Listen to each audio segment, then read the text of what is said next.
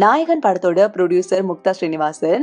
அது நம்ம எல்லாருக்குமே தெரியும். முக்தா ஸ்ரீனிவாசன் சிவாஜி கணேசன் சாரை வச்சு ப்ரொடியூஸ் பண்ணி பல ஹிட் மூவிஸை நமக்கு கொடுத்திருக்காரு. அவர் மணிரத்னம் கிட்ட காட் ஃபாதர் நாவல தமிழ்ல சிவாஜி கணேசன் அண்ட் கமல்ஹாசனை வச்சு ஒரு டபுள் ஹீரோ சப்ஜெக்டா எடுக்க சொல்லி கேட்டிருக்காரு. மணிரத்னமும் கதையை ரெடி பண்ணி பிச் பண்ணிருக்காரு. ஆரம்பத்துல எல்லாமே கைகூடி இந்த ப்ராஜெக்டும் நடக்கிற மாதிரி இருக்கிறப்போ கமல்ஹாசனோட ரைட்டர் அனந்து கமல்ஹாசன் கிட்ட நீங்க பிரைம் ஃபேஸ்ல இருக்கீங்க, இப்ப டியூயல் ஹீரோ சப்ஜெக்ட்லாம் பண்ணாதீங்க அப்படின்னு சொல்லியிருக்காரு. உடனே கமல்ஹாசனும் இந்த ஸ்கிரிப்ட்ல இருந்து பேக் அடிச்சிருக்காருங்க.